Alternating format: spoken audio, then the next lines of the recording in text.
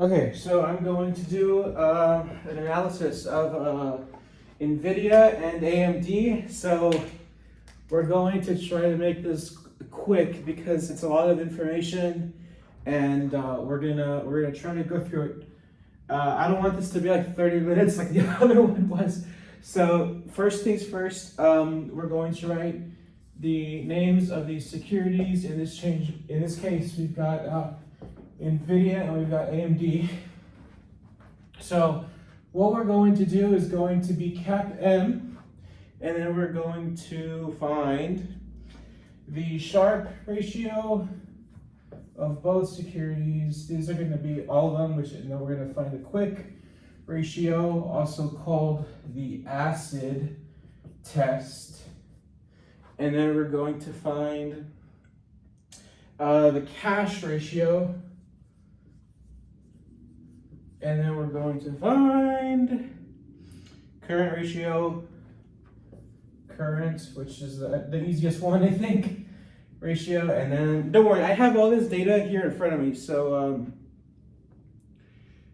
what is this? Tramer.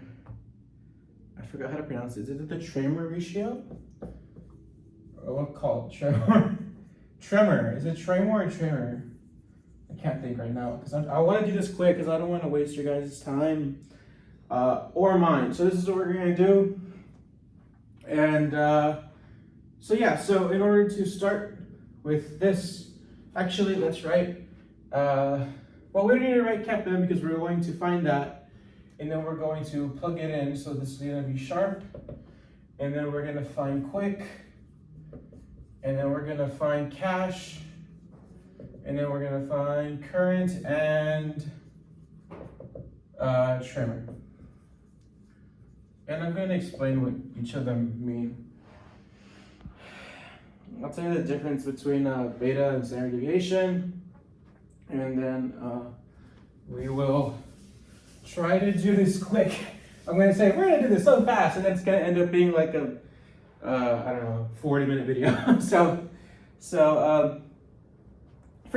First, let's write what the PEs of these are. So we have a general idea. PE. So we're gonna rewrite this. So quick. So the PE is the price to earnings ratio. I know it's not gonna be like perfectly even, but I'm trying here, guys. Okay, so Tramer ratio. Okay, so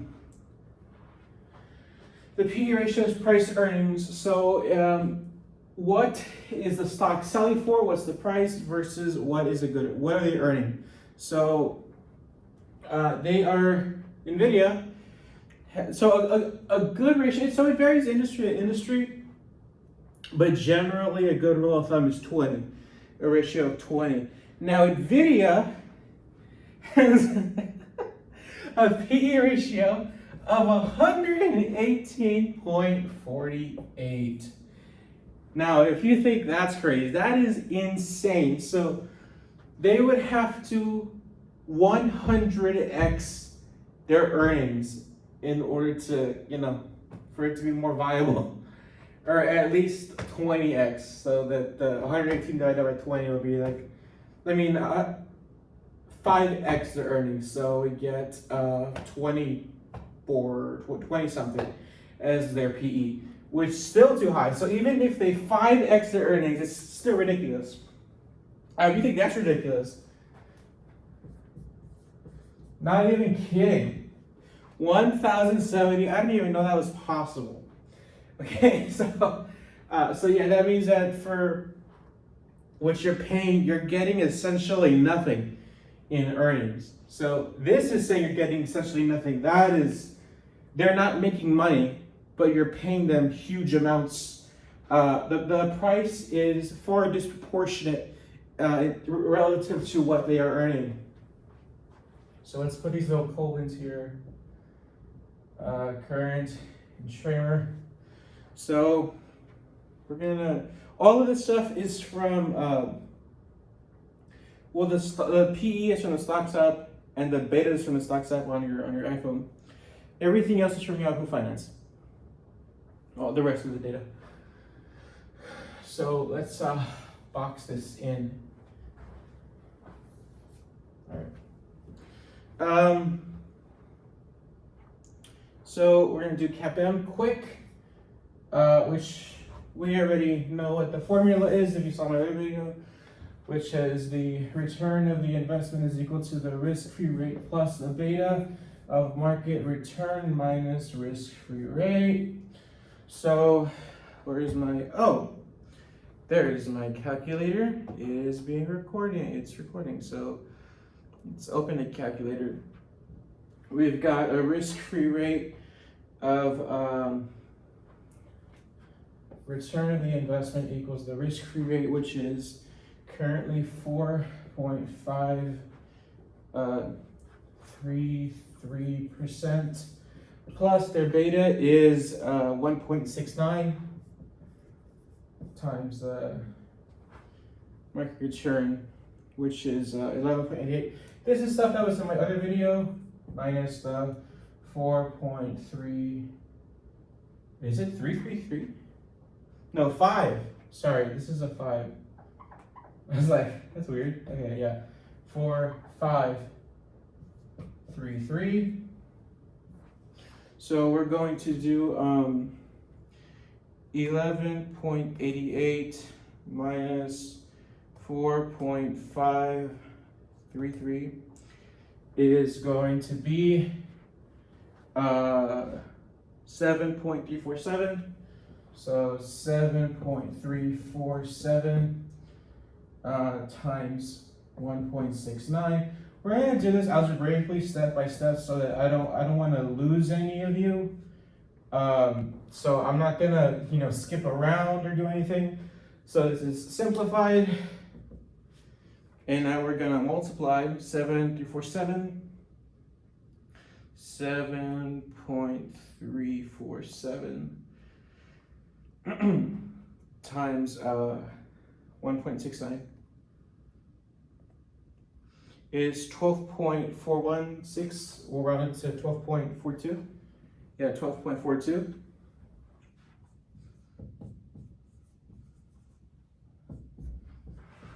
Plus the risk-free rate, 5.33%. My 5s look like 3s, which is weird. Okay, so 12.42. I'm out of breath, man. 12.42 plus 4.533. So they're let's use a different. No, it's over there. Anyway, so their cap M is equal to 1695. Wait. Yeah, 1695. Okay, now I'm not going to redo this because everything is the same for AMD. All we're going to do is, since the formula is the same thing, the only difference here is going to be the beta, because we've got different betas, right? So we're going to switch this beta, which is 1.65, which is very close. 1.65. So now we've got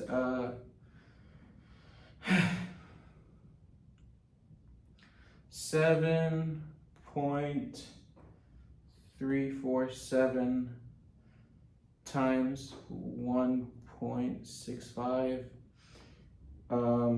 is 8.997.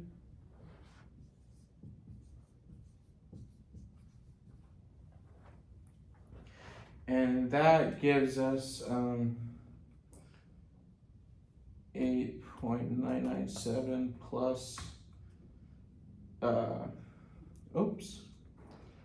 plus 4.533 is 13.53. which makes sense because it's got a lower beta than Nvidia. So we're at 1353.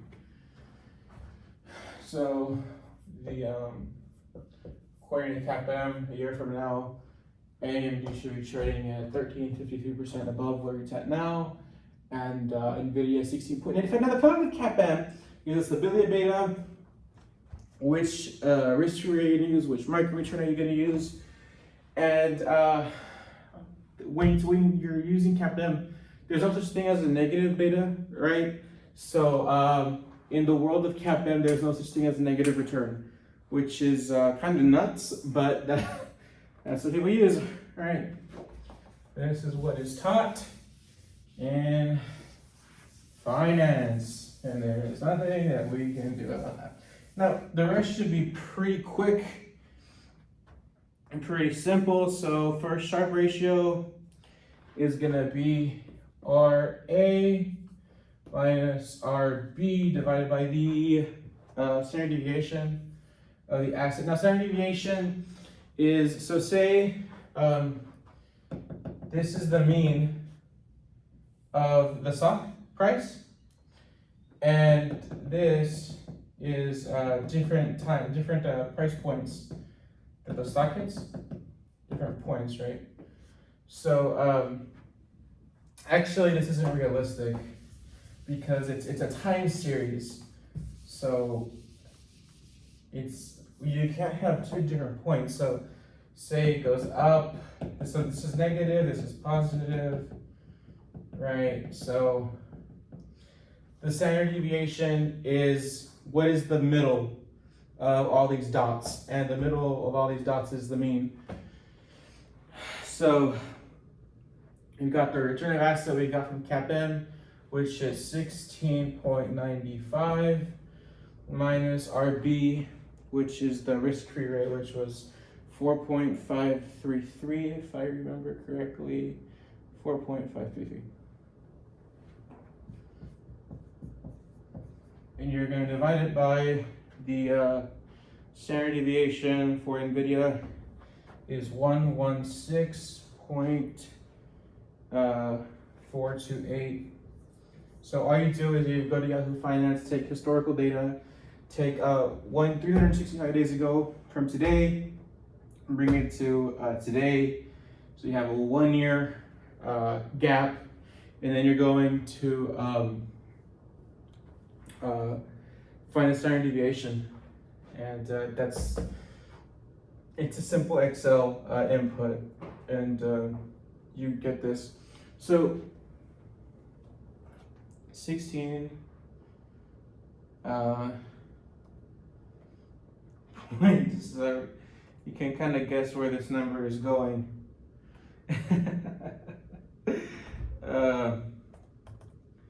12.417. So we've got 12.417 divided by 116. 12.417 divided by 116.428 is 0.1.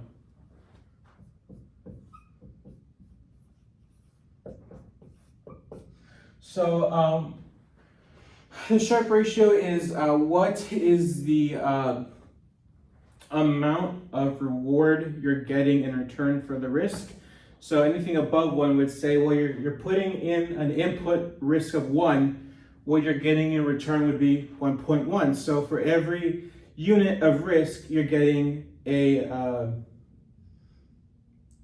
positive return. Now, when you have less than 1, that means for every input of risk, you're getting less of a return. So the risk is not there. You can put it as much as you want. The reward is not going to exceed the risk.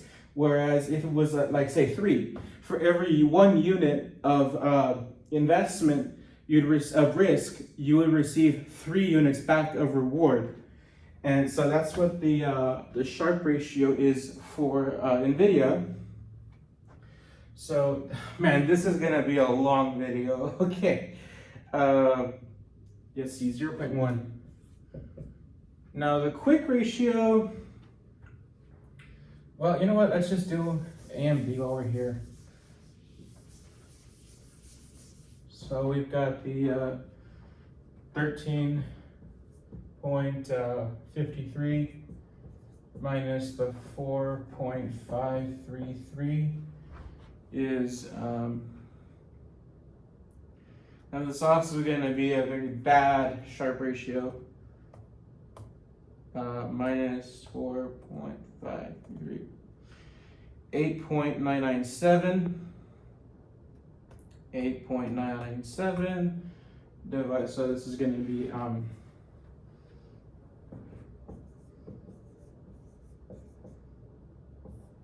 their standard deviation is 17.166.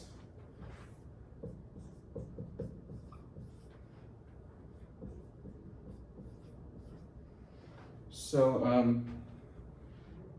divided by 17.166 is 0.5. So still bad, but significantly better than Nvidia, right? 0.5. So we're done with the Sharpe ratio. Oh, right, beta.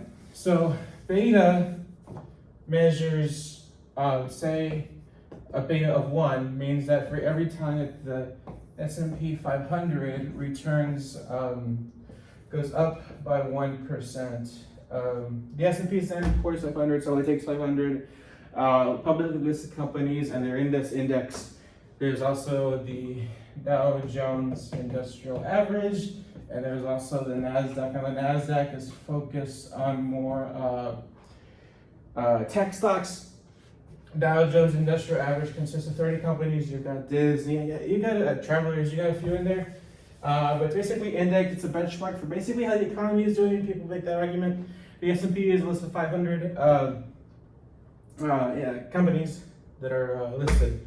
So this is an overall market. So we're going to use the S&P. So if a beta of 1, the S&P overall goes up 1%, then the stock will go up 1%. Now, if the S&P goes up 1% and the beta is 2, then the stock price, the equity is another name for stock, will go up 2%, and 3%, and so on. You get the idea. Now, standard deviation is how a stock reacts to its own risk. So, well, it's actually standard deviation, but the Greek letter is sigma. So say the standard deviation is, let's see, 17. So okay. This video is going to be really long, but it's basically the same thing, but instead of a response from the overall market, it's going to be a response to its own stock. So, yeah. You can, okay, let's see. I don't know how to clearly describe it. How to describe standard deviation of a stock. Standard deviation is a statistical measure of market volatility, measuring how widely prices are dispersed from the average price. So it's really not an input, it's how volatile the stock is against itself. So you can use it against the portfolio, how volatile the portfolio is, how it's just a unit of measurement of volatility for the own asset. An asset could be a portfolio, the asset could be an equity, the asset could be anything. It could be a bond, well, not a bond because, well, they're subject to interest rate risk, but this, I'm getting off topic because I wanted to make this quick. So we got Sharpe ratio. Now we're doing the quick ratio, or the acid test, which is cash plus marketable securities and receivables. That's receivables. So cash plus MKT, securities plus receivables. So receivables is money that people owe to you. Cash is cash, and marketable securities are investments that you can quickly sell, quickly be converted to cash. And this is divided by the current liabilities. So if we turn everything that we had into cash, people who owed us money, they gave us cash, how quickly could we turn that into paying off our current liabilities? It's very similar to the current ratio, but the current ratio takes into account more assets, and we'll get into that. So current liabilities is, let's see, so this is, we can erase this. Man, I'm a tutor, right? And I get these students, and they have these professors, and the professors, they say, oh, the professor just goes by so fast. He doesn't explain anything, and I'm like, oh, how awful. But it's just that I don't want to take up your time, you know. So that's another thing. But again, it's not my job to teach you. It is his job to teach you. I take my time with my students who come in. But I mean, so this is cash equivalents plus marketable securities already included. So we're going to take, oh, this is in millions, by the way. So it's 13 million. So yeah, it would be a billion. It would be, this is in the billions, but we're simplifying it down. So actually, well, we can get rid of this zero, get rid of this zero, get rid of this zero, get rid of this zero. And now we're left with 13,296,0 plus, oh no, what am I doing? That's if we're dividing. No, we're keeping the zeros. We're keeping the zeros. So these two, we're keeping it. We're not, okay, yeah, we're not playing that game. Okay, so 13, I mean, I guess I could do it, but that would make it too complicated. 296,000, 296,000 plus 3827,000 is, you know what, yeah. So this is equal to, I don't know how to write this. 17, 1, 2, 3. So 17, 1, 2, 3. And then the current liabilities.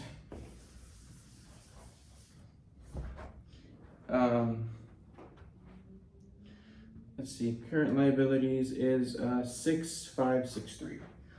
6563. So you can already tell it's about 3, but let's, or 2 point something, but let's see what it is. So 17, 1, 2, 3. Now I'll explain why this is important, you know, Will, and why are you doing this? Seems pretty boring. So I will explain why I'm doing this. Why this is important to do.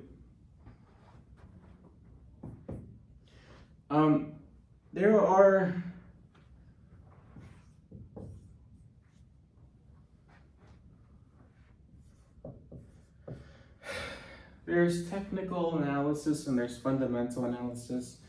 Technical analysis is kind of like, I mean, it's basically reading charts and like trying to identify patterns in the chart of a stock. I really don't play that game. Some people do, I don't, but yeah, but this is for fundamental analysis. And I'll get to what that is when I'm done.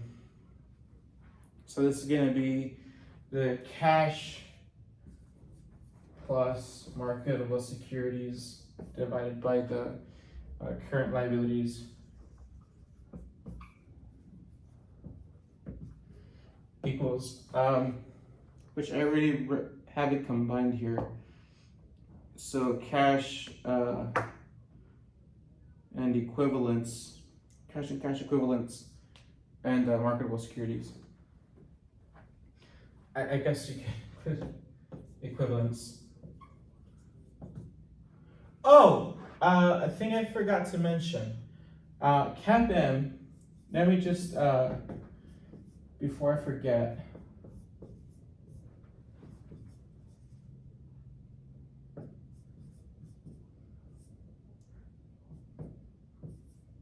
Okay, so you're like, William, this is just capital asset pricing model. What is that? So this is error term. So technically in finance, you can say that the return on the investment is equal to 0 plus error term. And you could be correct, because error term is basically any externality that you're not accounting for in your equation. So it's basically like, oh, I wasn't exactly right, but I included error term, so that basically covers my own ass, right? Because I was wrong, but I included error term, therefore you can't hold me accountable to anything. But we don't include it because that's it just makes it more complicated, and there's really no reason for it. It doesn't affect the equation anyway. But if you were to write a research paper or something, then you would include it. So cash equivalents, marketable securities, again, is 13, 296, and that was, what was it? 6563, so 6563. So, excuse me. This is going to be 13,296,000 divided by 000, yes, 2.02. So their cash ratio is 2.02. Right, so this is obviously not including the receivables. So because you don't have the receivables, you have a smaller numerator. So obviously it's going to be less than the cash ratio. Current ratio.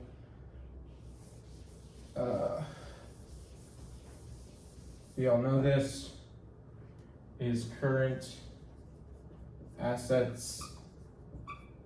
An asset is anything you own. Current liabilities, an asset. Liabilities. An asset is anything that you owe that is due within 1 year, and current assets are things that you own that can be used up in 1 year. Total long-term assets would be assets that have a lifespan of more than 1 year. So total assets, TA, consists of current assets plus long-term assets. So like a factory or something, you know, it's gonna last you more. So you it wouldn't be a current asset. So a current asset would be, say, receivables, money that you're gonna receive, you know, next month or something. If there's I would say,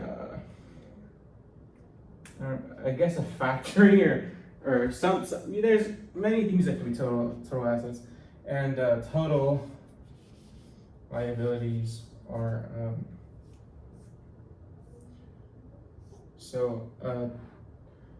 total long-term liability could be you know, I bought I don't know, a factory, and I borrowed $1 million, but I'm gonna repay it over the next 5 years, so $200,000 a year, assuming no interest. And then the current liability was, I put this on the company credit card, and this would be accounts payable. So I bought an iPad to use for my business, and it was a financing plan of 6 months or something, you know, and that combining those is total liabilities. So this is going to be current assets over current liabilities, and their current assets are 23, 23073. Again, this is not 23 million. This is 23 million times a million. So it's quite a hefty amount. What is this? Oh, sorry. Oh my God, millions. No, thousands. I'm so sorry. Thousands. Everything that you read at balance sheet is in thousands. Usually, is in thousands, except for EPS, earnings per share. So this is thousands. So if we add another 3 zeros, this would be 1,000, million, billion. So they got 23 billion in current assets. But this is just how it appears on their balance sheet. And at the top of the balance sheet, it'll say all numbers are in thousands except for earnings per share. Or it'll say something like that at the top of the balance sheet. So current liabilities, let's box in, and current liabilities are 6563. Now you can already tell this is going to be a very good current ratio. So we've got 23073 ... This is a 3.52, which is excellent. We love that. So far, everything is very good. Sharp ratio, it means it's a risky investment. PE means that you're paying a lot for what it's earning you. But these three are, I mean, this is just incredible.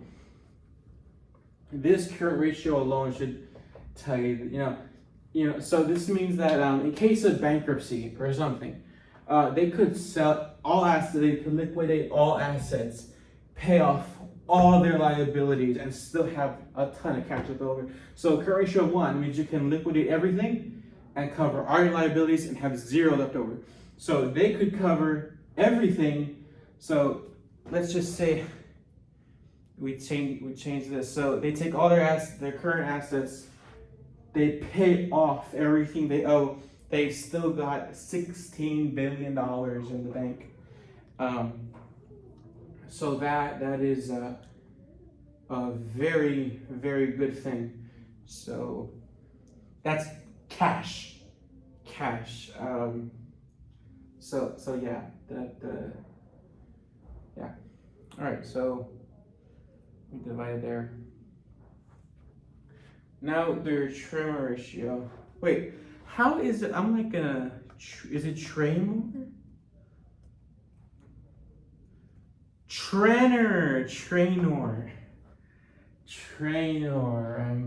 I'm like totally botching this. The Traynor ratio. Okay. I'm like, what? Okay. So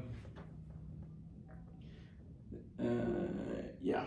Traynor ratio, which is just the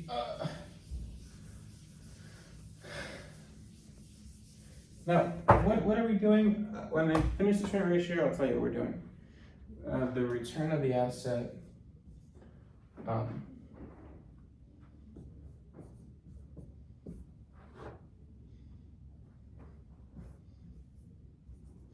Very easy return. 16.95 minus 4.533 over, what was your beta? 1.69. So this is probably the easiest one of all. Let me get a mint here to keep me going. Okay. So we got 16.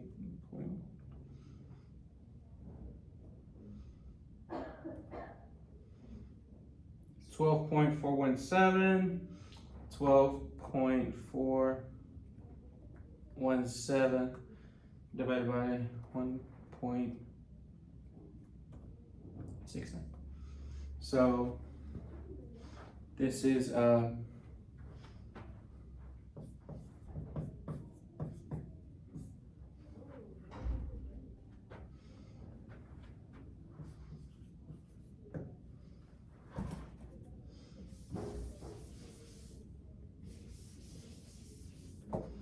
Yeah, this is going to be a very excellent number, 7.35.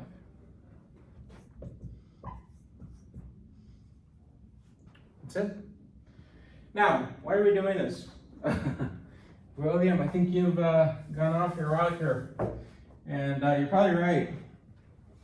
But when this is done, we are going to see which of these is a better investment. Now, why am I picking these two? Well, you can't pick Walmart and Ford, right? They're totally different industries. Yes, they're both blue chips, but they're totally different industries. AMD and Nvidia are in the same industry, so if something happens that affects the semiconductor industry, it affects both of them. If like shrinkage happens with Walmart, it's gonna happen with Target. So you can compare Walmart and Target. If shrinkage happens with Walmart, what's gonna happen to Ford? There's no such thing as shrinkage with Ford. So shrinkage is theft.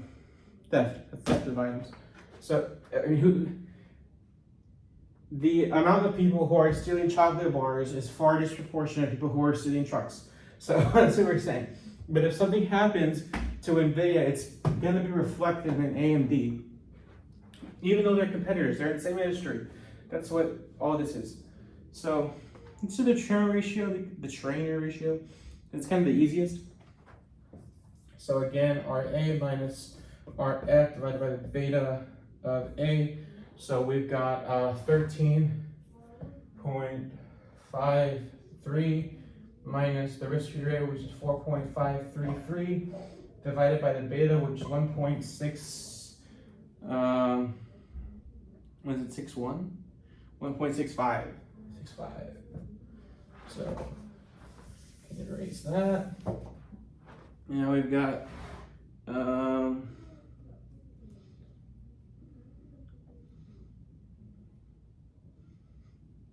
13.53 minus 4.533 is 8.997.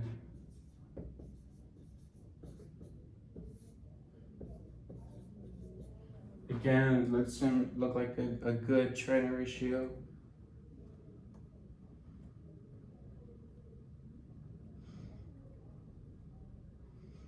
Um, 8.997. You know, 5.45. So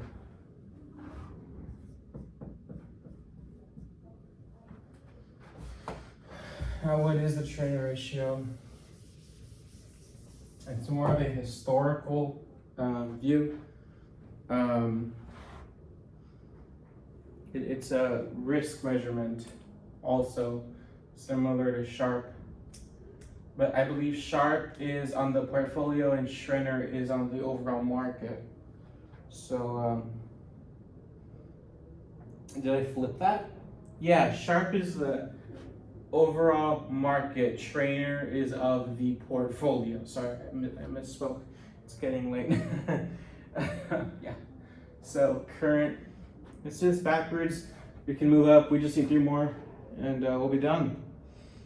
So Sharp, again, the return of the asset minus the return of the risk-free rate divided by the beta. So same as the Trainer. Except standard, instead of beta, we're doing standard deviation of the asset. So again, we're looking at the stock itself, at the portfolio itself. That's why. And its performance against the market. And Trainer is just of the portfolio or just of the asset. There's got to be a better way for me to describe this, because I'm in such a rush to make this quick. Okay, so the Sharp ratio divides the excess return by investment standard deviation. Trainer divides excess ratio by the investment's beta. Both the Sharp ratio are used to understand investments' risk-adjusted return. So the Sharpe ratio defines the risk in terms of standard deviation, which is a measure of total risk. Hence, it includes both systematic and unsystematic risk. The next is the Trainer ratio, and Jensen's alpha define the risk in a narrower way. So the Trainer ratio, how much excess return was generated for each unit of risk taken on by a portfolio.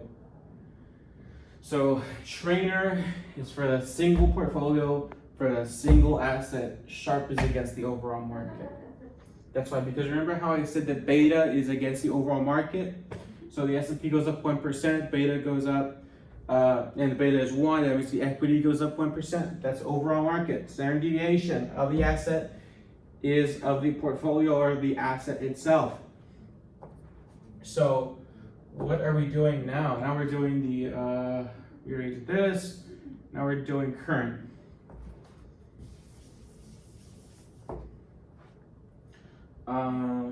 Current liabilities is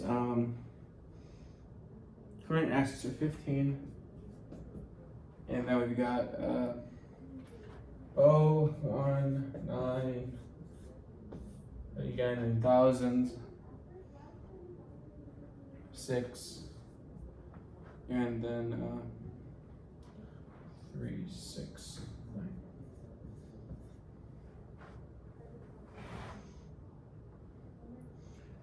15, 0, 1, 9. We can cut out those 0. Oh no. Divided by 6, 3, 6. All right, so we cut out 1, 2, 3 zeros. We cut out 1, 2, 3 zeros. So you don't have to include that. You don't have to include all those zeros in the calculation because they cancel out. And that equals 2.36.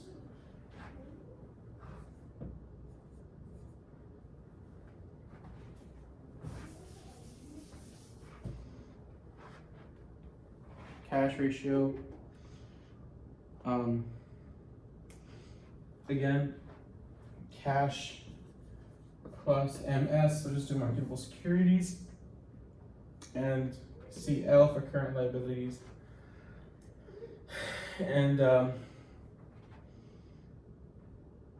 cash and marketable securities and cash equivalents are 5855.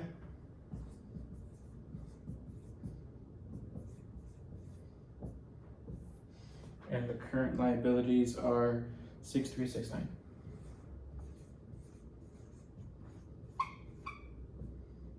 And then we can 1, 2, 3, 1, 2, 3.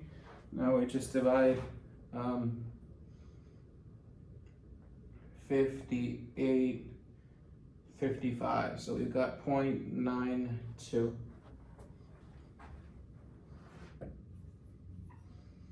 So you can already see that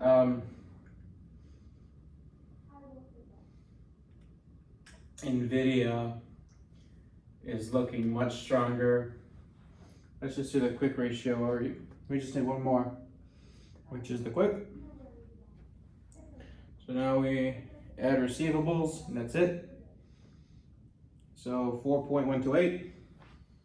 So 4128 plus 5855 is 13899. So we've got 9983 divided by 6369000. All I did was add receivables. That's what that was. Again, minus 3 zeros, 3 degree, 0, 0, 0, and 0, 0, 0. So 6369. So we've got 9983. So we have got a quick ratio of 1.57. All right. Now, P ratio. Let's do the ultimate. PE, Sharpe, quick, cash, current, and trainer.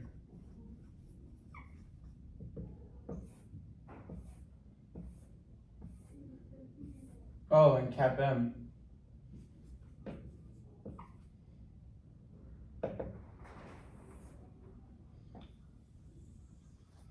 All right, so we want a lower PE ratio. Nvidia wins.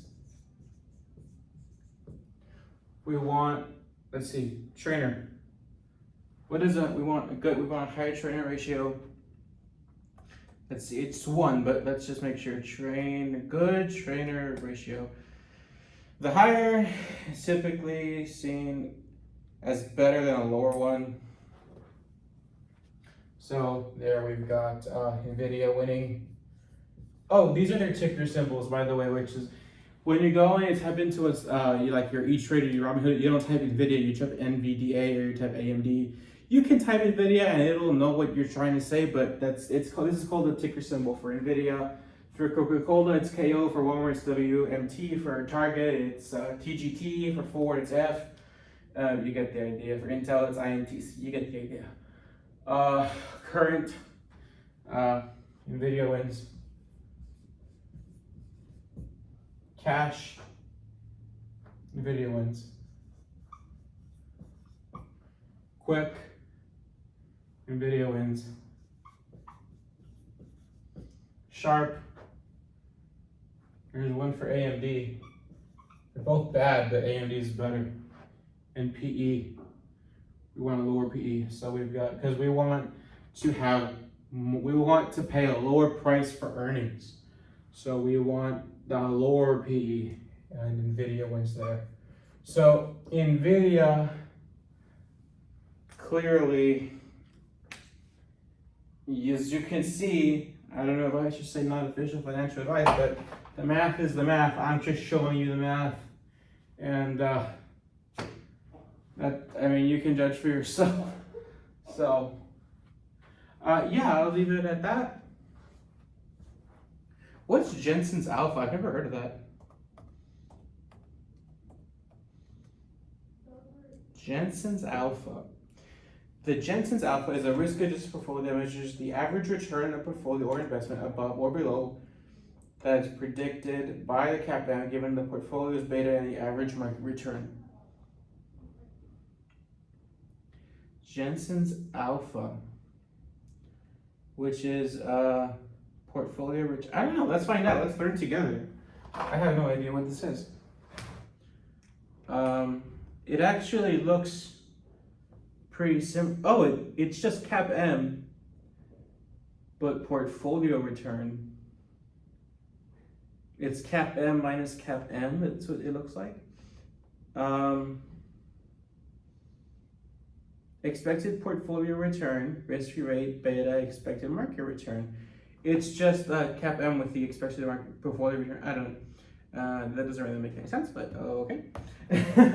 So, all right. Congratulations if you made it all the way through. Yeah, Nvidia is the math is the math, as I said. All right, thank you very much. Thank you.